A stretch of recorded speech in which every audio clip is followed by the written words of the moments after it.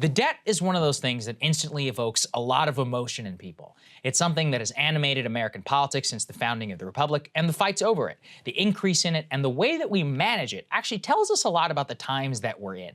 In the 2010s, it seemed that we were living in the era of debt politics. The rise of the Tea Party and Greece, and then the immense fights that were picked with President Obama. Trump seems to have wiped some of that away. But with this temporary disappearance, that we're back. Back to what, though, exactly? What is debt? Should we even care about it at all? How did it even get like this anyways? The modern history of US debt is actually fascinating, and it tells us a lot about American elites and their priorities, both in the last 30 years and throughout our entire history. So let's go all the way back in time to the very beginning. When did we first incur debt? The first debt incurred by the sovereign United States technically happened during the Revolutionary War, but as we understood it today, after Alexander Hamilton structured the debt to the tune of nearly $77 million in 1790. Debt continued to increase throughout the early 19th century with the Louisiana Purchase, despite attempts at the time to pay it down. It especially ballooned during the War of 1812 to approximately $127 million. Now, a familiar story begins to emerge in US history. We get a lot of debt during territorial expansion and during war, followed by a period of kind of paying it off, but not really. President Andrew Jackson, in his campaign against the National Bank of the United States, actually reduced the debt to approximately zero in 1835, only for it to then explode again during the Mexican War. From that period onward, internal strife, territorial expansion, and more continued the debt upwards until it blew up during the American Civil War. There again, we saw an increase, a historic rise in the debt, crossing the billion-dollar threshold and peaking at approximately $2.8 billion in 1865. From there, the wild economic ups and downs of the Gilded Age kept us in debt, combined with the Spanish-American War and other attempts at establishing the American Empire. Overall, the debt remained relatively stable, approximately consistent at $2 to $3 billion, until, you guessed it, another war, the First World War. It exploded American debt from $2.9 billion in 1913 to $5.7 billion when the war ended, and somehow it began ballooning to $25 billion in 1920. The Roaring Twenties helped pay down some of America's debt, or at least keep it stable, dropping below $16 billion, but going down until the Great Depression. The election of FDR and the establishment of social welfare programs, unprecedented at the time, exploded the debt again, beginning in 1933 at $22 billion and ending after World War II at a whopping $258 billion. Here again, we see a new normal.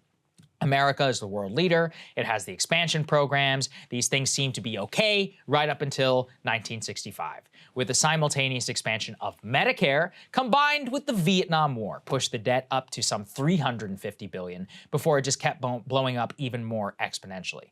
By 1980, we began teetering on the edge of $1 trillion.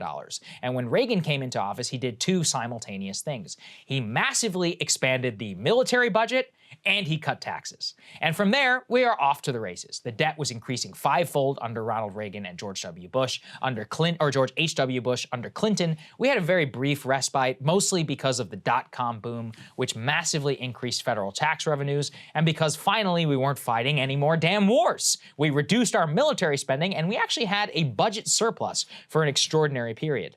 A very rare occurrence in US history. But all things come to an end. We got smacked by the dot-com crash, then 9/11. Bush then did the two things that you shouldn't do if you care about the national debt. He massively cut taxes, and he invaded two foreign nations. Doesn't take a genius to figure out what comes next. A doubling of the national debt under George W. Bush to finance programs and disastrous foreign wars to the tune of trillions of dollars with more actual money. Obama, similar story. You keep the war machine going in Afghanistan and Iraq, debt keeps ballooning, $1 trillion or more so per year, in addition to Obamacare and some moderate expansion of the federal government. Then, of course, you get Donald Trump, who cut taxes again, and for the most part, kept the war machine running up until 2019. Then COVID happens, and that accelerated the game even more. Unprecedented bailouts, stimulus checks, etc. So here we are, $31 trillion in debt today, counting. What do we do about it? If you look back at the story I just told, there are three major components that actually contribute the most over time to our debt. One is social spending, which is enormously popular and effectively untouchable. Two is foreign wars. Since our founding, wars have historically ballooned the federal debt and expanded the role of government to levels that we never quite seem to ever get away from. Three is major economic downturn.